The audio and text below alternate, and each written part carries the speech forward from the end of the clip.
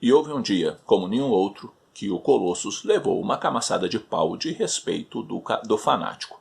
Por quê? O porquê eu explico já já nesse vídeo para você. Porque hoje é dia daquele vídeo que eu quero conversar um pouquinho com vocês sobre uma história específica, uma história fechadinha, certinha, bonitinha, em que valeu a pena ler. E eu li lá quando moleque e me lembrei dela e falei, deixa eu conversar com a galera sobre esse lance específico com a galera do canal. Sejam bem-vindos ao Eu Leio Gibi, o meu nome é João.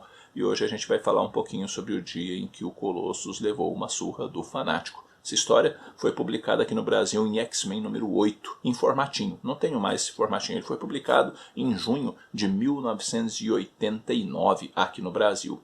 E lá nos Estados Unidos foi publicado em 1984, na mensal dos X-Men, no número 183, mais precisamente. Para dar uma entendida no que aconteceu dentro da história como um todo, é importante a gente voltar um pouquinho no passado, ou algumas edições para trás. O Colossus e a Kitty Pryde tiveram que enfrentar a Irmandade dos Mutantes. O Colossus se lascou todo por conta de ações do Avalanche e do Pyro, ou se você preferir Pyro. O que acaba acontecendo é que o Colossus acaba ficando petrificado, congelado, uma coisa mais ou menos desse tipo, porque ele esquentou demais e aí esfriou de uma vez e ele ficou ali parado como se fosse uma estátua. Para ele poder sobreviver, vai ser preciso algumas ações que vão exigir a ajuda dos Morlocks. Então, o que a Kitty acaba fazendo? A Kitty aceita se casar com o Caliban, se tornar uma Morlock e, consequentemente, a partir do momento que ela se torna uma Morlock, os Morlocks vão lá e ajudam o Colossus a voltar ao normal.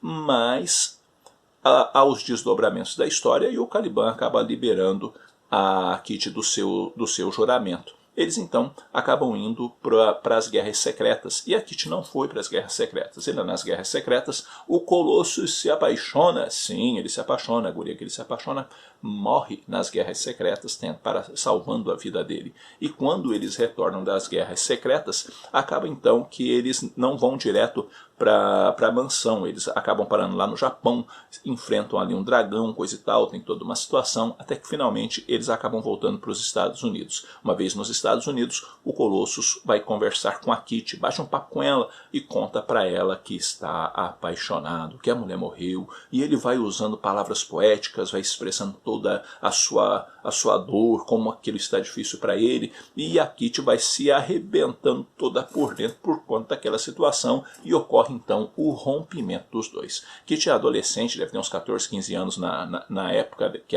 essa história foi contada, e o Colossus também não é muito velho, não, ele tem coisa de 19 anos, então existe toda ali aquele lance de, às vezes, tá falando as coisas e necessariamente não está prestando exatamente atenção no que você está falando, porque você não está notando que está machucando muito o outro, e justamente porque muitas vezes, quando se é jovem demais, não se avalia, ou às vezes a pessoa não olha direito o que está saindo da boca dela, né, e como aquilo está afetando a pessoa. A Kitty então fica bolada, tem todo um lance ali que posteriormente vai desembocar em outras histórias, mas o Wolverine fica fulo da vida com o Colossus, fica brabo toda a vida, mas brabo mesmo, e ele então fala, você vai sair beber comigo, meu velho. O Colossus vai muito afim, não, mas você vai, queira ou não queira.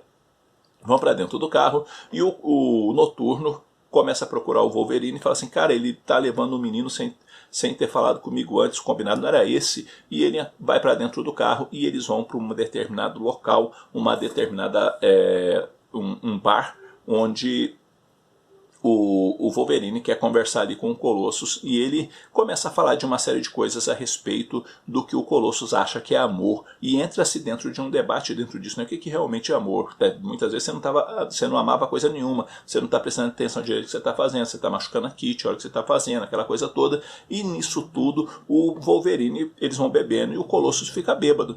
E o Wolverine então nota que o fanático está dentro do bar. E uma vez dentro do bar, ele acaba dando o jeito do Colossus esbarrar no fanático. O fanático empurra o Colossus quase morre com o empurrão, e não morre porque ele acabou assumindo a forma blindada dele antes de sofrer o impacto contra a parede. e nisso o pau vai comer entre os dois. Colossus até se esforça, mas o fanático não dá chance para o Colossus e acaba desferindo golpes fortíssimos nele e mói o Colossus, bate feio no Colossus e o Colossus fica só o Kimba.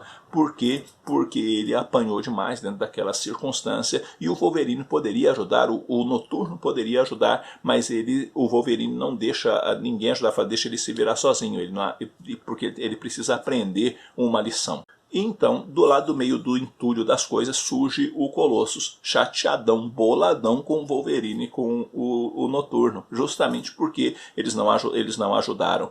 E aí ele fala, cadê o senso de equipe? Eles vão entrando numa discussão ali, e o Colossus e o Wolverine falam para ele, cara, a Kitty ama você, a Kitty cuidou de você, a Kitty sacrificou a vida dela por você, a Kitty sacrificou a liberdade dela por você, e você fez o quê?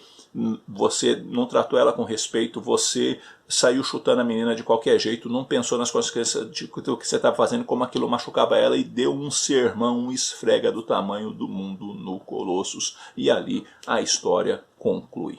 É uma história bacana, é uma história bem direcionada, escrita pelo Chris Claremont, que para mim é o maior e melhor escritor dos X-Men de toda a história. Para mim ninguém consegue desenvolver X-Men como o Chris Claremont conseguiu em todo o período que ele escreveu X-Men. E tem a arte do John Romita Jr., não essa arte de agora, né? Uma arte onde ele tinha um traço assim mais clássico, eu diria, e que funciona muito bem dentro da narrativa e dentro das cenas de ação. Se há uma coisa que o John Romita Jr. sempre soube fazer, é desenhar cenas de ação. A história é bacana, existe muito a temática da lealdade, a temática do que realmente vem a ser ou não vem a ser amor, da importância de se perceber o que você está fazendo, que você, dependendo do jeito que você fizer, você fere demais a pessoa que realmente se importa com você, e que nós não podemos de forma alguma desprezar e esquecer o que o outro fez pra gente e tratar o outro como se ele nunca tivesse nos ajudado,